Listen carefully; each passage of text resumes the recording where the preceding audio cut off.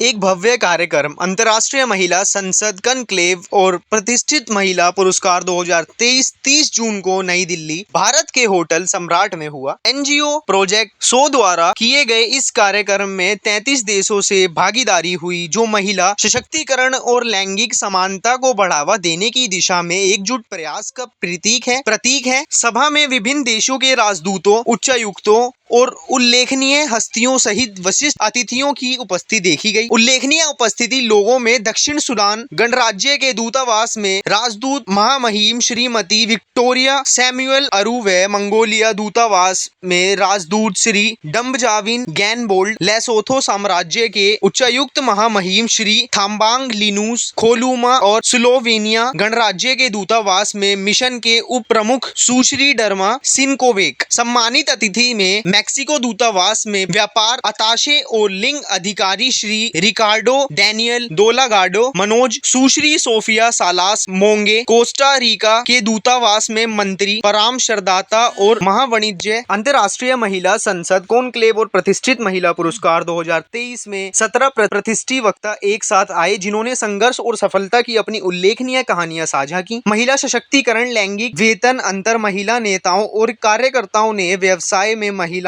जैसे महत्वपूर्ण मुद्दों पर ध्यान केंद्रित करते हुए इन वक्ताओं ने अपने व्यवहारिक दृष्टिकोण और विचार रोजे चर्चाओं से दर्शकों को मंत्रमुग्ध कर दिया। अंतर्राष्ट्रीय महिला संसद सम्मेलन में प्रतिष्ठित महिला पुरस्कार 2023 ने महिलाओं के अधिकारों को बढ़ावा देने और बेहतर भविष्य को आकार देने में उनकी सक्रिय भागीदारी की वैश्विक प्रतिबद्धता के परिणाम के रूप में कार्य किया। प्रेरक भाषणों, आकर्षक पैनल चर्चाओं और उद्देश्य की साझा भावना के माध्यम से इस कार्यक्रम ने सकारात्मक बदलाव की संभावना पर प्रकाश डाला, जब व्यक्ति और राष्ट्रीय लैंगिक समानता के लिए एकजुट होंगे। I am Shachi, laser aesthetic specialist from Bangladesh, owner of beauty skin care and cosmetology।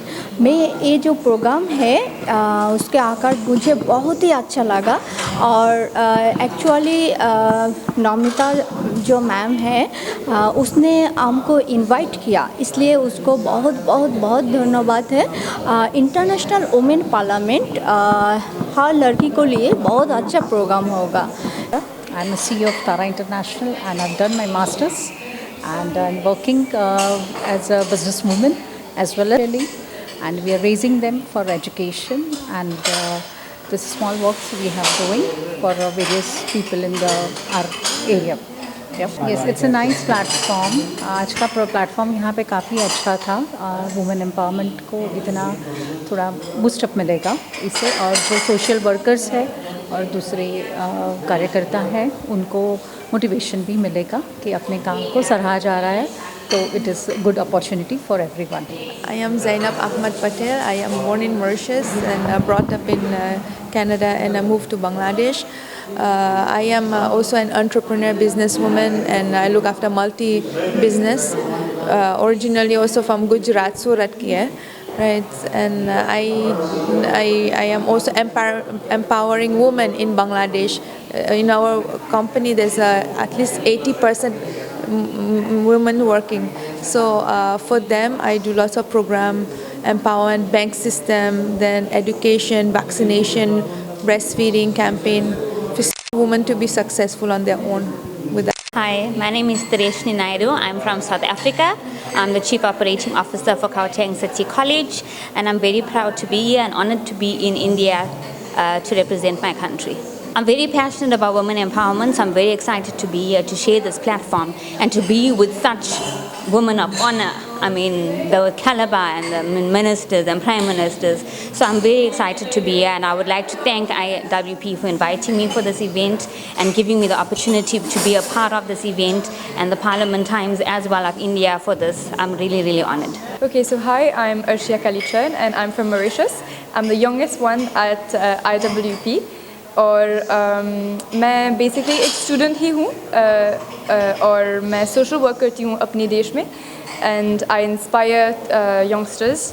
I am very active in conferences related to world issues, and yeah, pretty much. So पहले तो मैं I'd like to say that this is a very good initiative, because even though everybody knows about women empowerment, it's just talks. Nobody really does anything. And I'd like to just pass a message.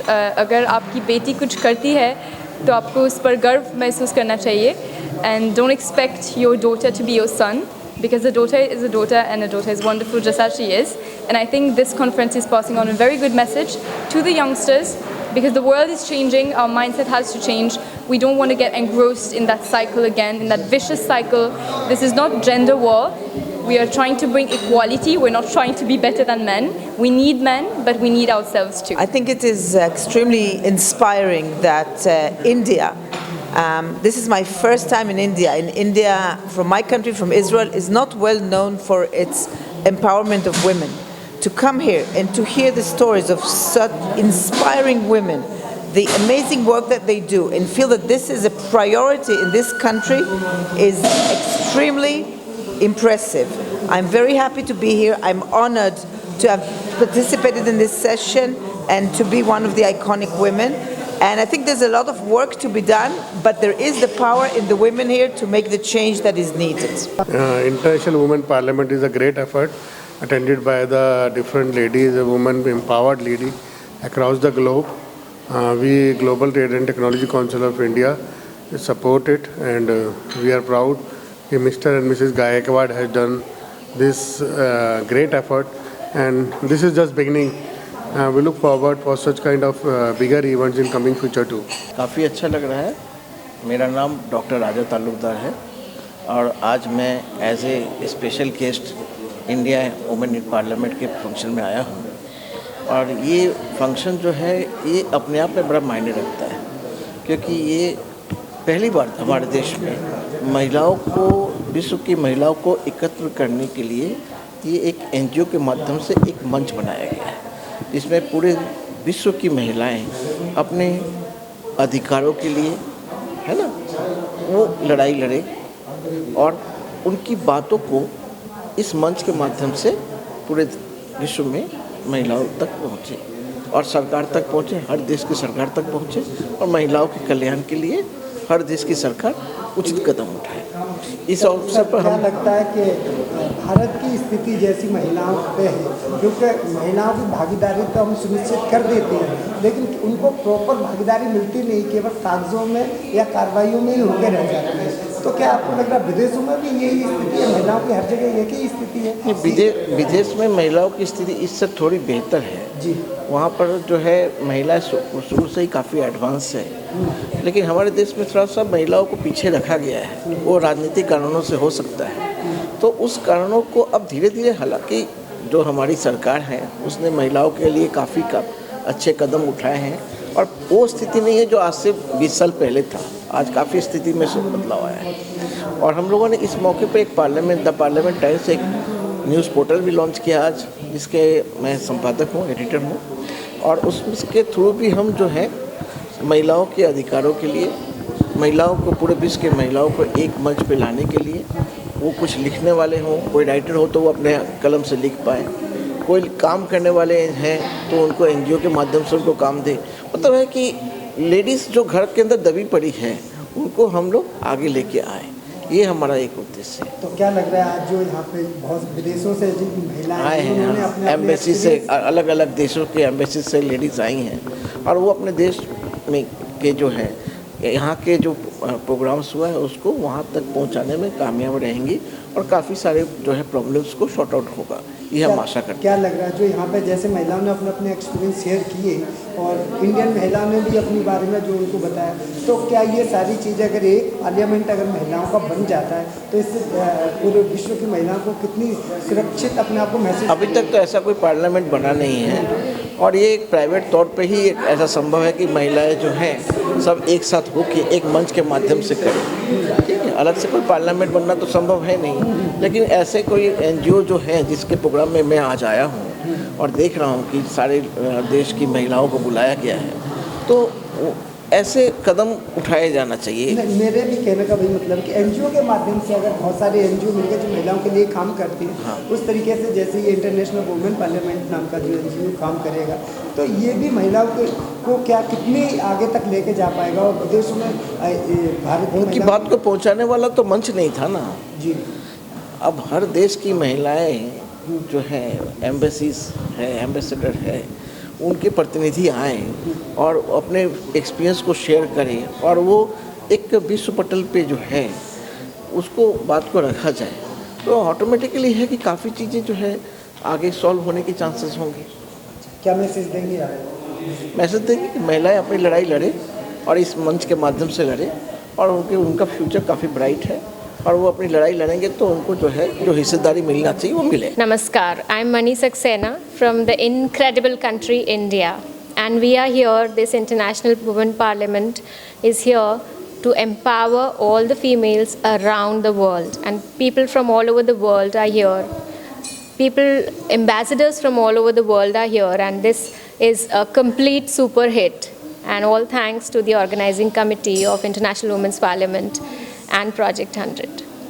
I am an international coach for public speaking and creative writing, and I run my company in the name of Genius Kids, which supports children in their math and English skills.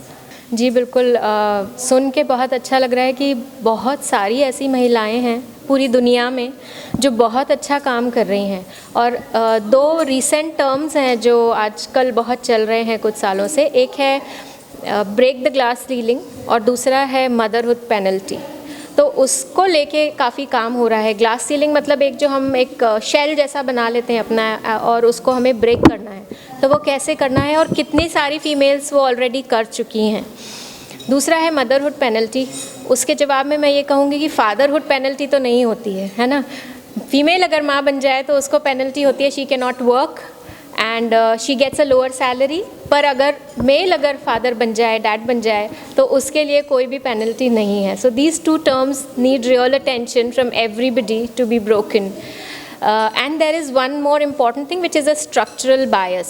So in all the developing countries, I would say that specifically in India and the countries which are struggling to develop, we need to teach our sons to respect women in every way, because if we do that they start respecting and not degrade her, that is when society will change. मेरा नाम Namita Ghimire from Nepal. जो international women parliament हो रही है आज इस सम्राट hotel में, जहाँ पर 25 कंट्री से वुमेन आई है पार्टिसिपेशन करने के लिए, और उनके देश के समस्या और उनके देश के जो लीडरशिप कर रही है वो वुमेन, उस चीज़ को शेयर करने के लिए आज इस मंच में आई है।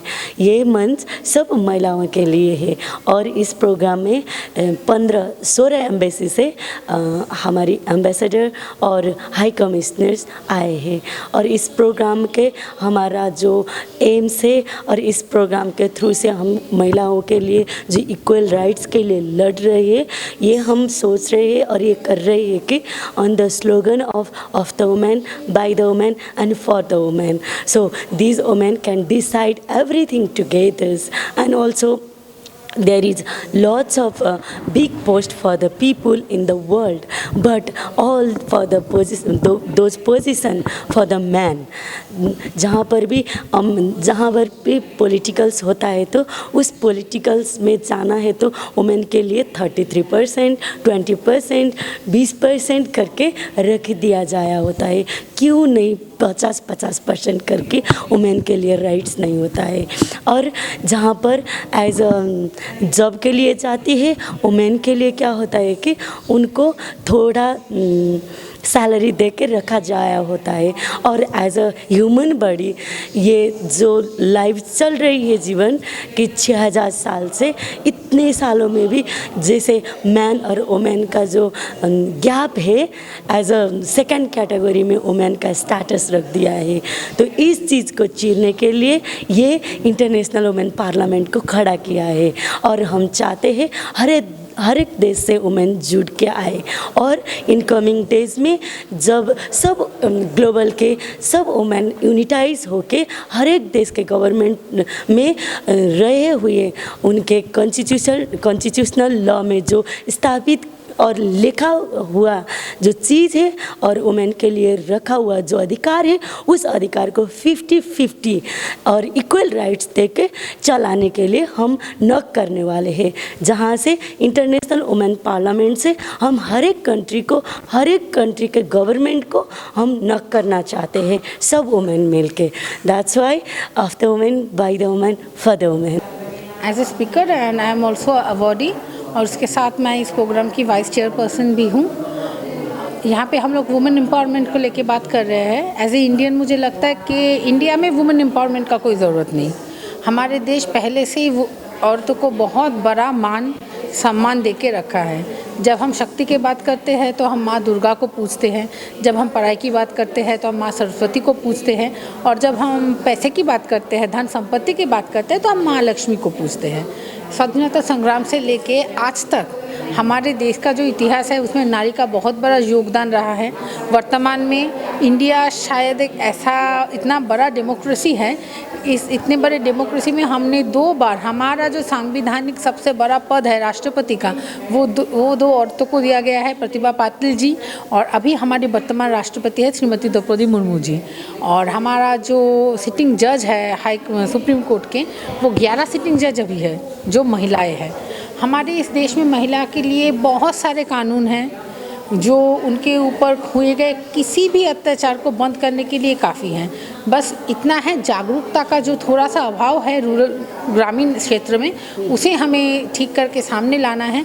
बस कंप्लेन करने की देरी है और तुरंत सरकार सारे चीज़ों का आपका एक्शन लेती है। ये मत सोचिए कि हमारे देश में सिर्फ पढ़ी लिखी औरतें ही सामने आती हैं। हमारा एक ऐसा गणतंत्र है कि हमारे देश में सरकार ने बिना पढ़े लिखे अनइलिटरेट विलेज में जो वुमेन हैं उनके लिए भी कर्म संस्थान का व्यवस्था किया है। हमारे देश में 100 डेज का स्कीम है, बहुत सारी चीज़ें हैं जो वुमेन को आगे लाएंगे। इस देश की बेटी होने के नाते मैं पूरे दुनिया में जितने भी वुमेन वो सोचती है कि उन्हें सामने आना है, वो अगर इंडिया का हेल्प लगेगा तो अपने देश की बेटी होने के नाते हम ज़रूर करेंगे।